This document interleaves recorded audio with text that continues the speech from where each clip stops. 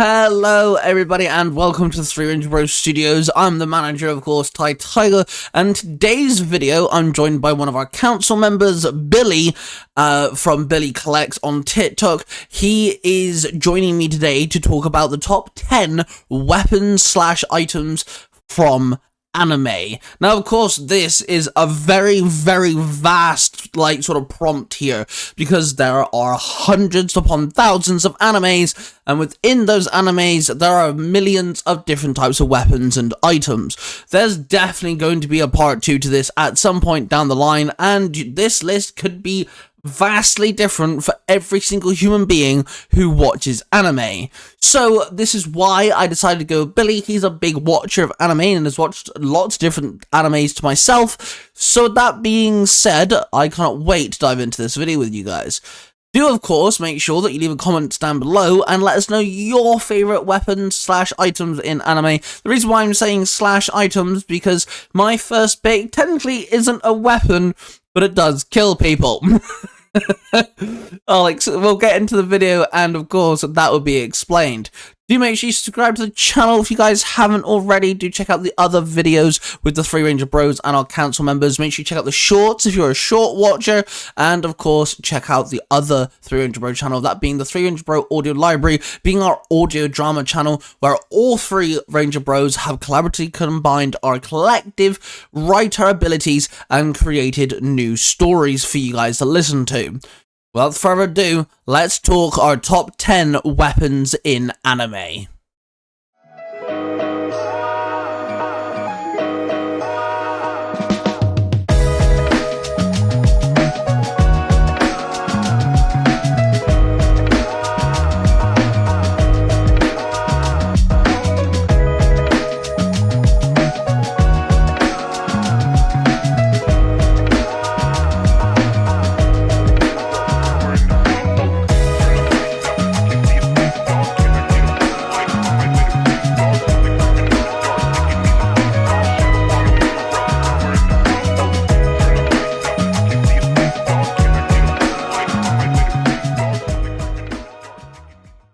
So we're talking top 10 weapons/items in anime. I think it counts as long as it does some form of harm. I think it's, counts as an item. This is why I'm going to go first with my first one, because it's not a weapon, but it does kill people. I've gone with Death Note from the anime Death Note. Okay, honestly, I would consider a book a weapon. You can hurl it at people, so, You can literally throw it at people. But, you write someone's name in it, as long as you know what they look like and you do put their full name in it, it does kill them. And not only that, but I believe the rules are, I think it's within 12 minutes, I think it is, but you can detail how they die, as long as it can happen on the mortal realm. You can't say, they lose gravity and float into space. You can't do that. It has to actually be, logical. For example, you can say they stepped in front of a train randomly. They can do that, because you can step in front of a train. That can happen. So as long as you follow the laws of physics in the mortal realm, then you can detail someone's death to a T, an absolute every tiny detail, and you can cause horrific scenes of just murder. Oh my god! And just from writing in a book, legit. Yep. And god. Also, so the Death Note come from Shinigami, which of course the god's death, and you can actually remove half your lifespan. You can sacrifice half your lifespan, and the Shinigami will give you their eyesight, which means you can see people's names and how long they've got left to live. So you can now see, and one of the characters actually do it as well, so she can see people's actual names and things, which comes in handy, because you could, your name's Billy, you address yourself as, but your name could be Jonathan, for all we know. Right. For example, so you could address yourself as someone. I know quite a few people that go by their middle name, for example. I never put my last name online and things like this. So you can kind of address yourself as though these why the eyes come in handy, because you can see actual people's their birth name. Oh, wow. Yeah, so like you write Wow. someone's name in, and if you don't list anything, they die of a heart attack. If you don't write anything, you just write someone's name in Oh. within a couple of minutes, so just die automatically of a heart attack. But then you do have a limited piece of time to write whatever you want down, as long as it can happen and it does physically make sense. Then that will do exactly that. You can literally write down they travel across country and eat something they're allergic to in a completely different state, and they'll do it. Wow, what a way to go. Like, I mean, What a way to go. Holy God. you're allergic to shrimp, so you travel 12 Yeah. hours, just eat some shrimp and die. And then just croak over in the restaurant. Yeah. Oh my That's God. it. But yeah, again, it's not technically a weapon, but I believe it should be mentioned. So yeah, my number one, my first pick is the Death Note from Death Note. All right, hey, that's fair. All right. My first pick actually is what got me into anime, what I watched a lot as a kid. So there's a lot of ties to this one weapon, and it is from Inuyasha, and it's the Tai Tiger that Inuyasha uses. I've absolutely loved that weapon because to a normal person, it's a battered, chipped sword, but in the hands of Inuyasha, it becomes much more. And actually a real powerful weapon too that he just slings around at any time. And then it's revealed that he has a brother. I can never remember his name, but he has a similar sword that I can't remember the name either. But Inuyasha's Tai Tiger is like my first pick because it's a nostalgia thing for me. Yeah, that's fair. I haven't seen Inuyasha, but like I know that cosplay dude cosplays as Inuyasha. Oh yeah, and I believe I know what you're talking about, the sword. yep. And I've always found it looks really really Japanese-esque. You know, because obviously, you know, anime's made in Japan. But I've always found that pleasing because I like katanas and, you know, anything Chinese and Japanese weapons. I've always liked those type of swords and stuff. So yeah, I respect it. Yeah, that's what I'm talking about. Yeah, I just love it just takes me back every time I just think about it. I'm like, this is what got me into the anime scene and branched off of that. And it's the first thing I saw on TV, basically. I was like, oh, I like a sword, you know? Yeah, that's very true. I think that's one of the reasons why I got myself into Power Rangers, because of all the weapons. Oh my God, yes. Okay, well, my second pick is from the anime Agami ga Kill, and I'm gonna butch this to fuck, but I believe it's called X-Tase. It is a gigantic pair of scissors. Oh my Lord. Lord. When I say, like, it's the size of a human being, it's wielded by a girl called Shiel, and it works. She can swing it like a sword, but she can open them up and, you know, slice people. Yeah. But it also has a unique ability to emit blinding light, which doesn't affect the user, so it can blind people.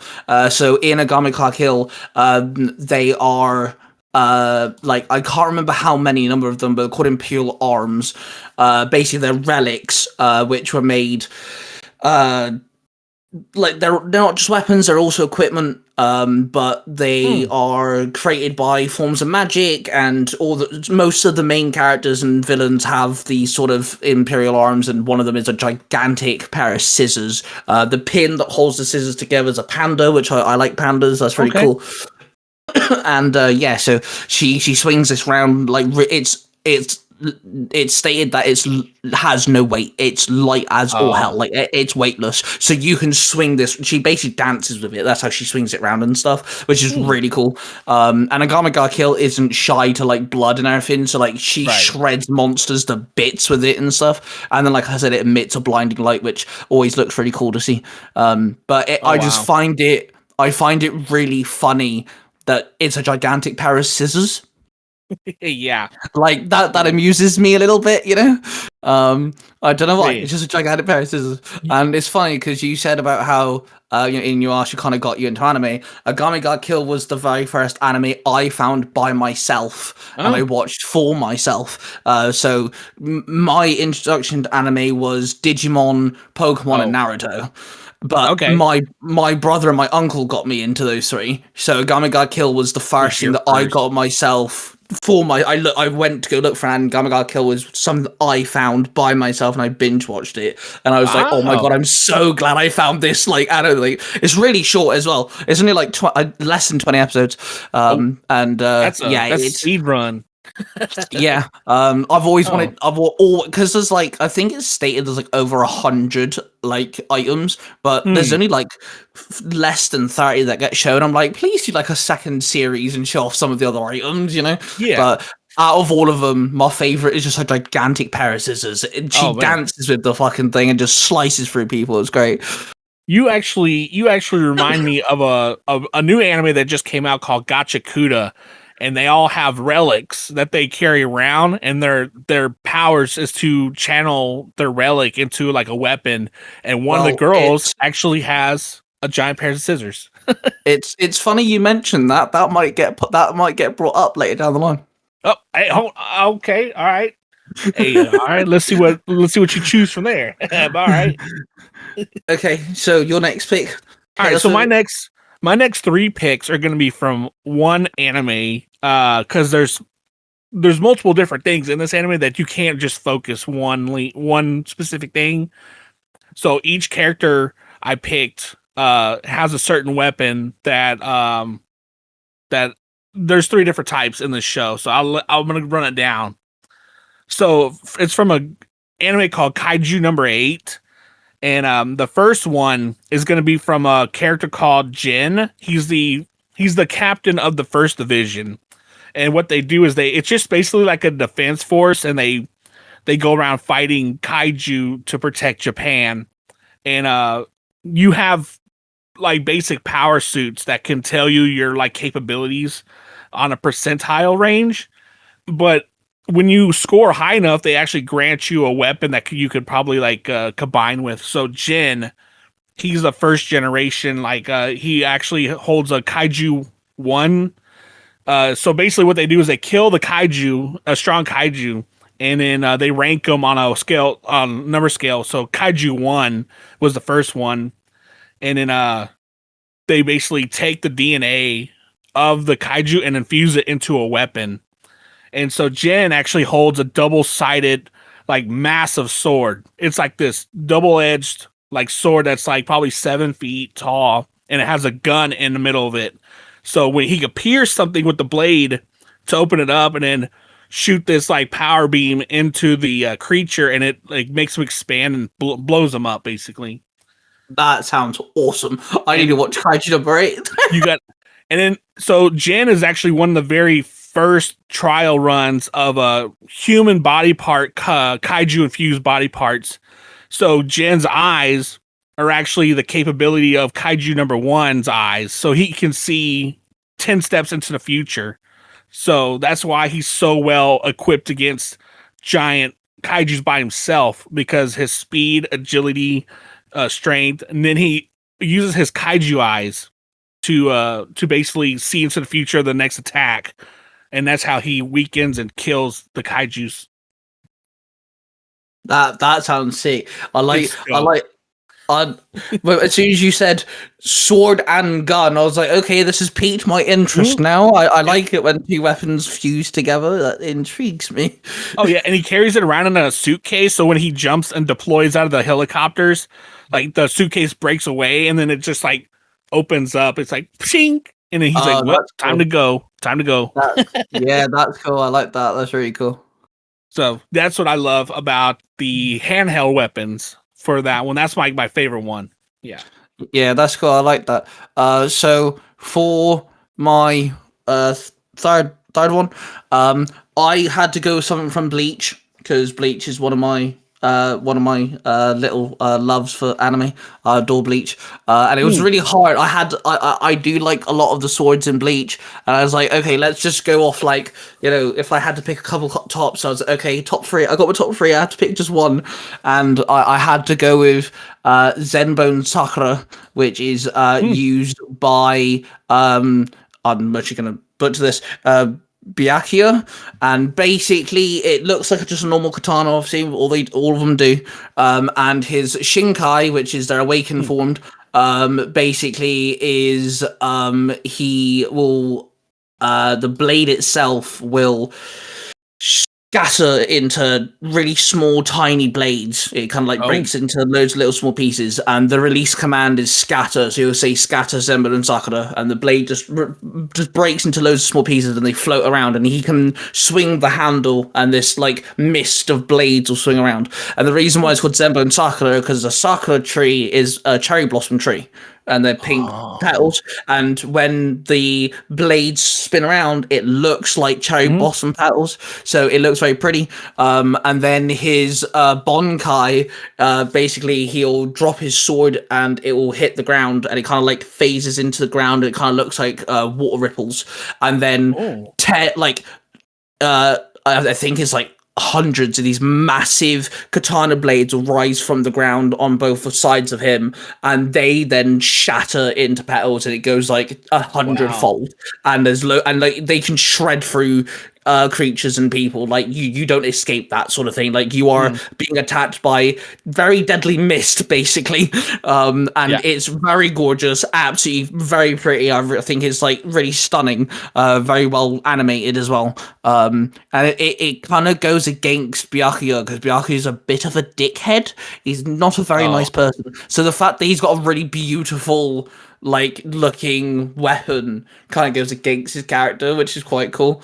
But yeah, I had to bring up one sword from Bleach, and I had to go Zenbun Sakura. It's such a pretty weapon, and if I rightly remember, it translates to 1,000 cherry blossoms, which relates. So okay. So yeah, that's my third pick. I had to go something from Bleach.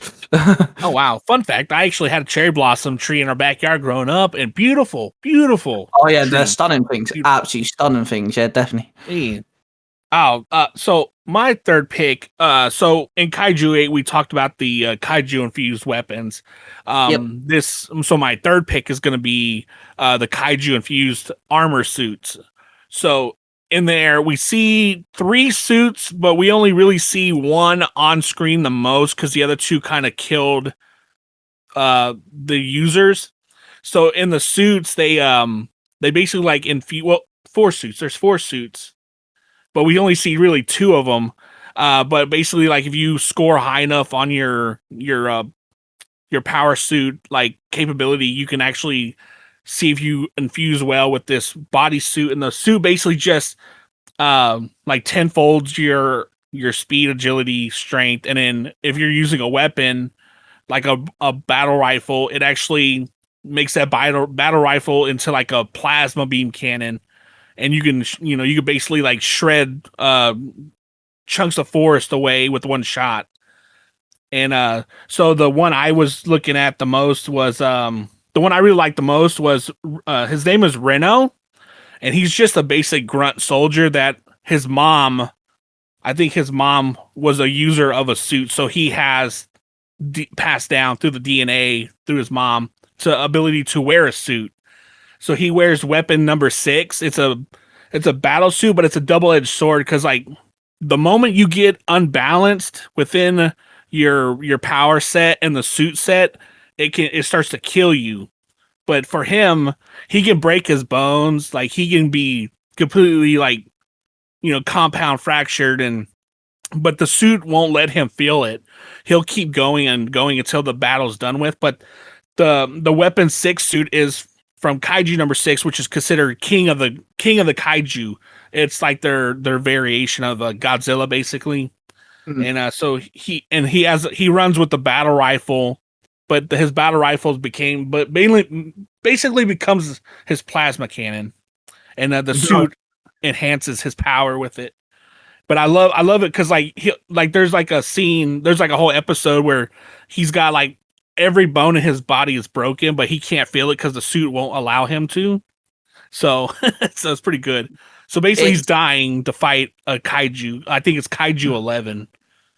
It sounds fucked up, but actually sounds really cool. It's really bad, but yeah. And then one Kaiju number 10 becomes a suit later on, and he actually talks. The suit talks to the owner telepathically, and they're able to like coordinate battle moves and stuff. It's pretty good. It's pretty cool. Yeah, a lot of the new animes I'm kind of behind on, but I definitely am catching up on ever so slowly. Which oddly enough, you mentioned this before, but my Mhm. next pick does come from Gachikuta.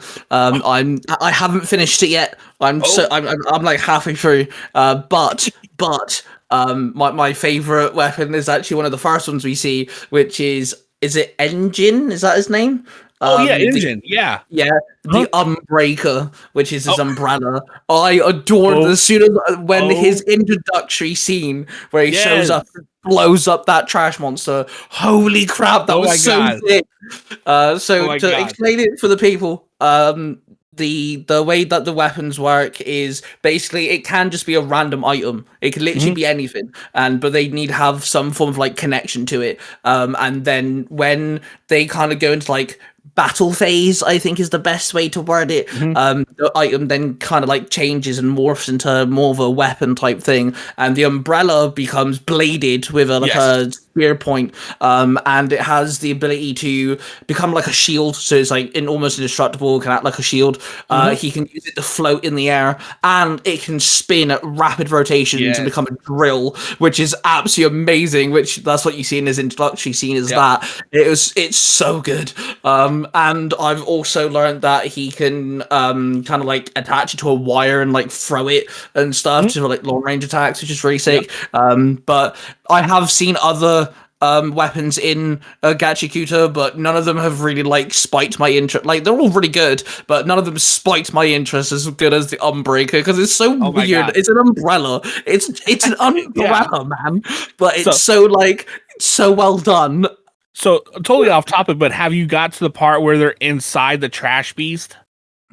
Uh, yes, I believe I have. I Okay, haven't so actually paid attention in the last couple in a little while. I believe okay, so. so nearing the end of that one, you think the Unbreaker is cool now? Just wait till you see how he uses it, what new abilities it has that you did never saw in the trash beast. Okay, cool. I look forward to it. But Oh yeah, yeah. I think it's also because I really like Engine as well. I think he's a cool character. Oh yeah. Like He's so it nonchalant. yeah, like Yeah. when it comes to these weapons and items and stuff, I think my last one, I don't really care for the character. The character's not really mentioned, but the item is. But every pick that I've kind of had so far, I like the character that uses it as well. Mm. So like, there's like kind of like a character connection for it too. But yeah, I really like just. It's an umbrella that rotates and spins and drills through things, man. It's cool. It's cool. Yeah, and it has blades. Come on. Like, yeah, it just shreds. If you die by Engine, you're getting killed by an umbrella. That must be Yeah, really embarrassing. Just saying. it's got to be embarrassing. Yeah. Yeah. Oh man. Uh Your number 4, sir. four. So my fourth pick, uh staying on topic of kaiju number 8, we've talked about the kaiju weapon. We talked about the kaiju infused power suits. And now I'm going to talk about the actual combat suit that they actually every one of the defense force members wears that actually kind of measure your power level. So there's a character called Mina. So Mina and I his name escapes me. But they're basically friends that grew up together. Uh so she joins the defense force and her power level is so high in just the power suit itself that they designed a weapon just for her, and it's basically like so she has two different ones that we see, and she has to wear these like precision goggles that like drone pilots wear. Right, So yeah. she's able to see further through the weapon than her normal eyesight. So she has deadly pinpoint accuracy. And so the first weapon that she has is like a side mounted plasma cannon, but it's a massive, like it's probably like 3 times the size of her, and it's so powerful that whatever it hits, you can't see it, but you just see the thing just explode. You can't see. Uh, it's like a sound wave, so you see it explode first, and then you see the power beam go through it.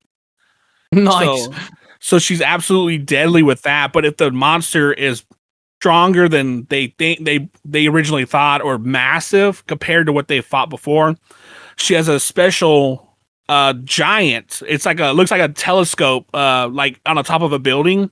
So she has to like strap herself into this thing and it becomes a part of her basically. And she's at this point she's just knocking down entire cities with this massive, plasma beam cannon. But the only thing is, it weakens her over the use of the. Every time she uses it, she gets weaker herself. So like, she can't use it very often, or like she won't have enough strength to fight on. But I hope that you can find the two different versions of it, because they're both like complete badass weapons that she wields, and they're not kaiju infused. It's just her pure strength that she's using these things with. She's not using any kaiju infused anything. So just that power suit itself is enhancing her power for her.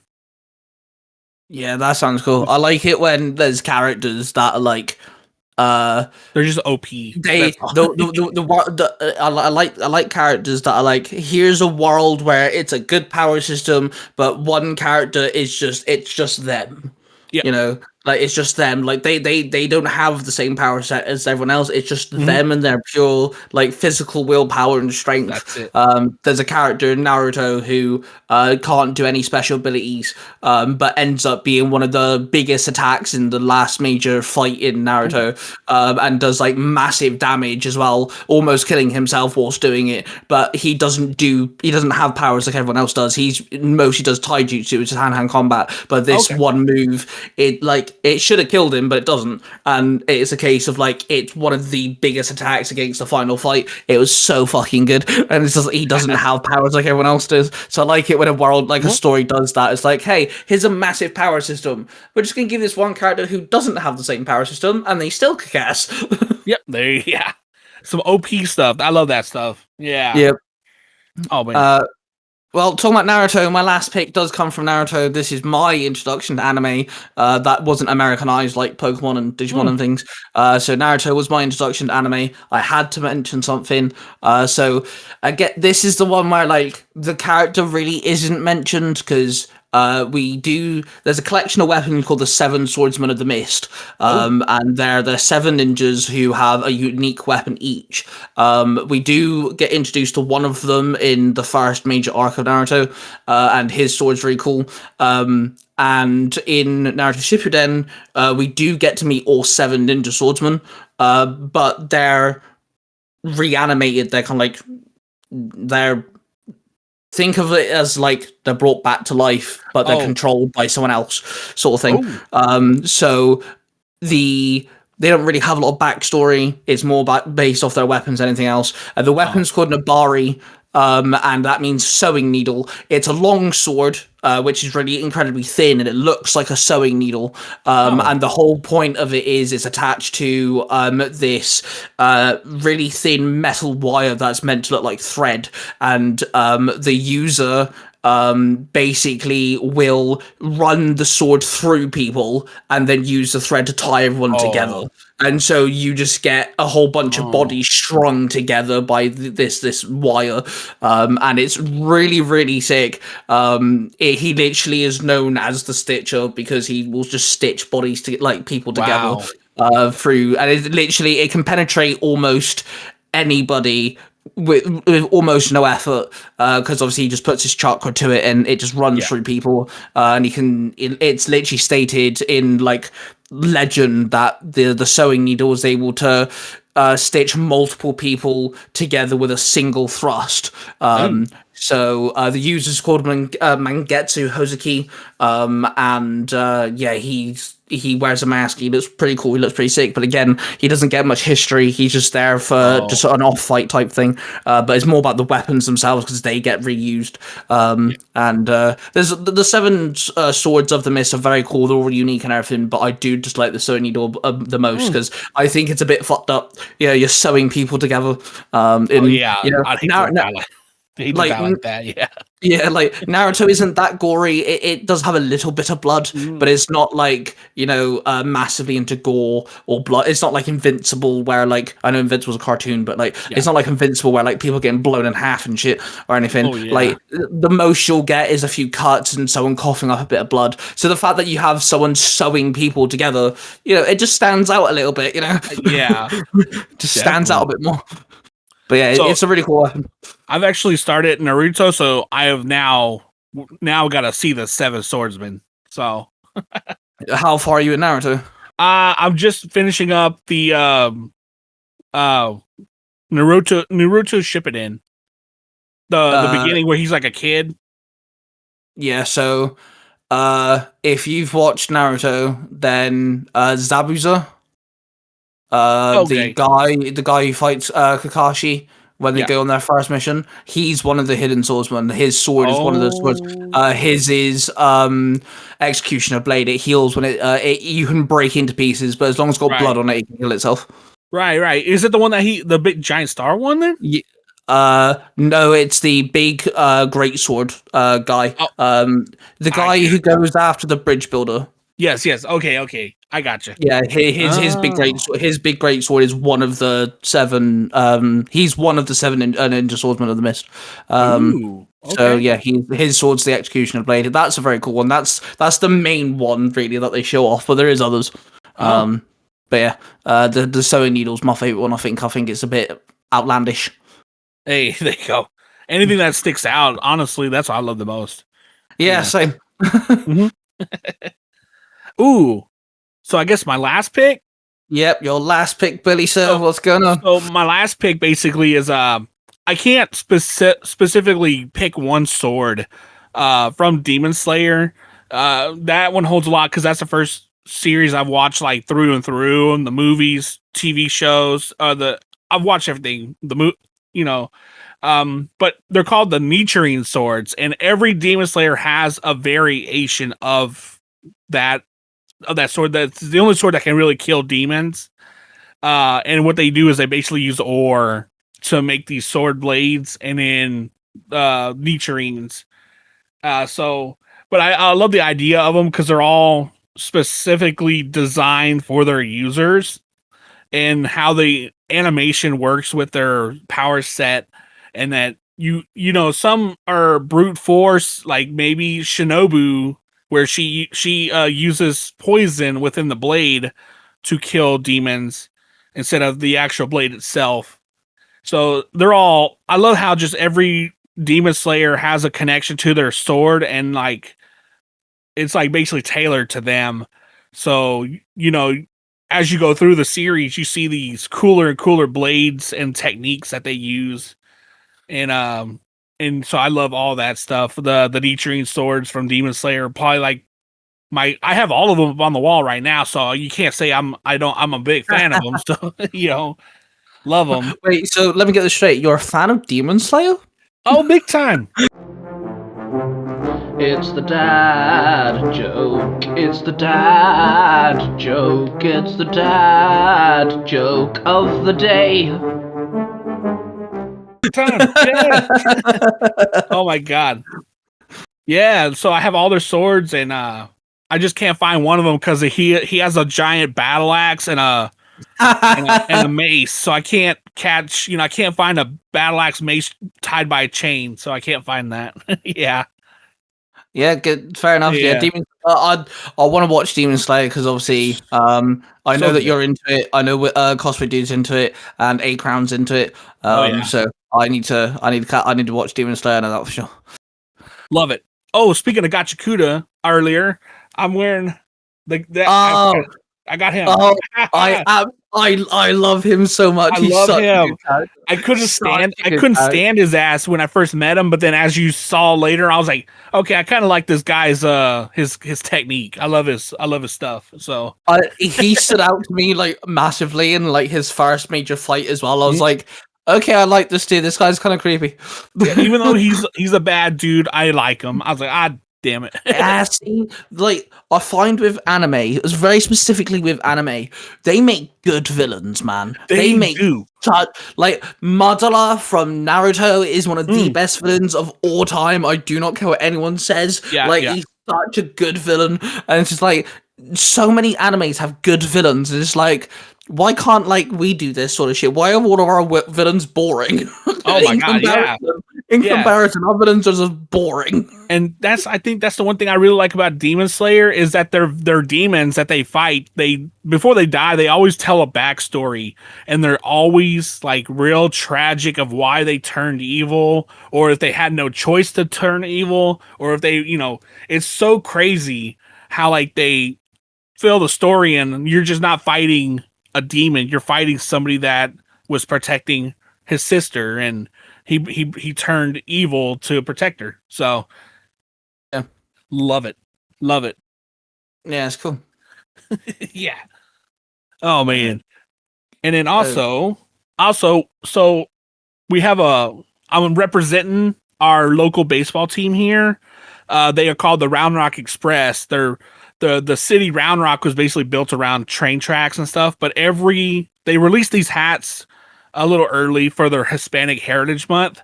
And so during the Hispanic Heritage Month, they're called the Round Rock Chupacabras. So I'm wearing a Chupacabra hat.